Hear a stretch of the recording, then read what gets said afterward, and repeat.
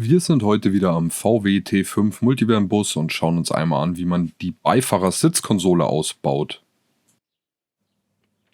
Dafür tun wir im ersten Schritt den Sitz auf die höchste Position aufpumpen, damit wir untenrum viel Platz haben.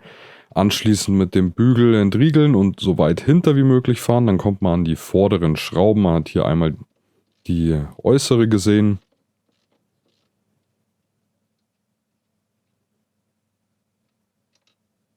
So, die erste Mutter ist unten. Dann die zweite, die quasi zum Fahrer hin ist. Dann den Sitz wieder auf die vorderste Position fahren und einmal hinter dem Sitz schauen. Hier haben wir Vielzahnschrauben. Das ist quasi eher ein bisschen spezielleres Werkzeug. Hier habt ihr einmal gesehen, welche Größe man braucht. Ist auch noch in der Beschreibung verlinkt. Könnt ihr gerne reinschauen. Ist in den meisten Standardwerkzeugkästen nicht dabei. Erste Schraube draußen, dann die zweite. Genau, gerne auch einmal auf unseren Kanal vorbeischauen oder abonnieren. Wir haben eine sehr umfangreiche Playlist mittlerweile zum T5, zum Passat, auch zum Golf 4, vereinzelte Videos mit den ganzen gängigsten Ausbau- und Reparaturanleitungen. So, jetzt können wir den Sitz einmal hochklappen. Jetzt sehen wir hier unten den gelben Airbag-Stecker. Den einmal entriegeln. Wichtig zu wissen, ihr werdet, wenn ihr jetzt die Zündung anmacht, auf jeden Fall einen Airbag-Fehler drin haben. Den bekommt man auch ohne Fehlerspeicher löschen nicht mehr raus. Der hat keinen Zyklus, nachdem er sich resettet. Genau, hier dann der zweite Stecker. Der müsste für die Sitzheizung sein in meinem Fall. Also wenn ihr keine habt, fehlt dieser Stecker vielleicht bei euch. Und dann könnt ihr den Sitz rausnehmen. Unter dem Sitz sehen wir dann auch direkt den Verstärker. Wir brauchen hier einmal einen Torx. Da haben wir an der Vorderseite 2 Schrauben. Einmal die erste gelöst und dann die zweite.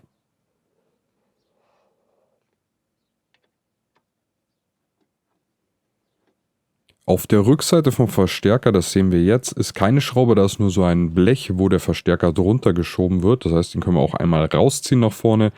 Dann haben wir hier noch einen grünen und einen grauen Stecker. Die haben jeweils oben und unten so eine Nase, die man betätigen muss. Also man sieht, wo ich hier gerade mit dem Zeigefinger drauf drücke. Das geht teilweise auch ziemlich streng. Man muss halt quasi eigentlich mit beiden Händen oben und unten entriegeln und rausziehen. Und was manchmal hilft, wenn man quasi den Stecker entriegelt, dann erst reindrückt, dass er sich etwas löst und dann rauszieht. Aber generell kann es natürlich sein, ihr seht, ich tue mich hier auch hart. Wahrscheinlich hat vor mir noch nie jemand diesen Stecker geöffnet.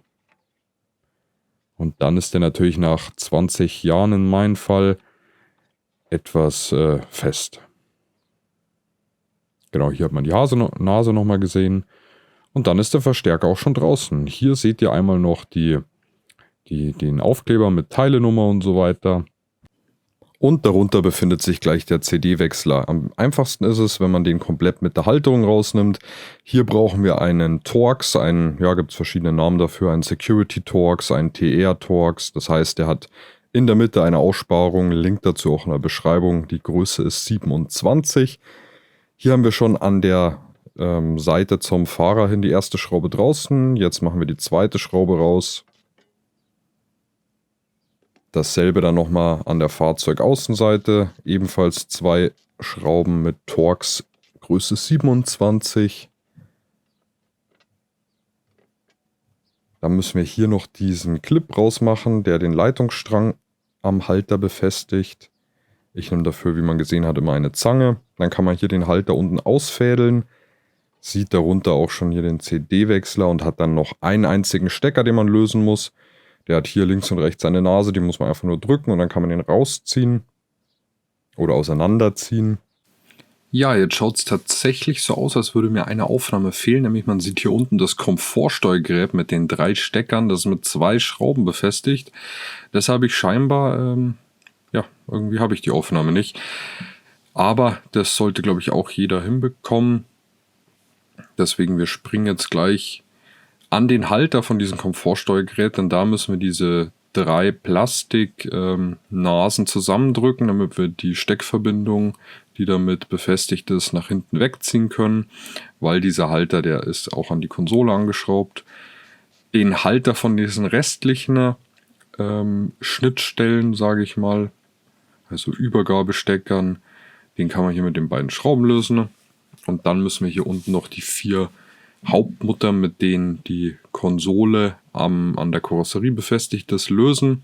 Das wäre die erste. Hier haben wir die zweite, die dritte und die vierte. Hier sieht man auch den Aufkleber mit der Teilenummer von der Konsole.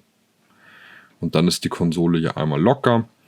Dann haben wir in meinem Fall, weiß ich nicht, ob das überall so ist, noch hier einen Stecker. Da muss man einfach links und rechts die Nase zusammendrücken, rausziehen.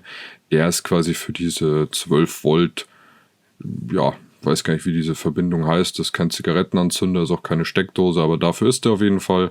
Und dann haben wir die Konsole auch schon draußen.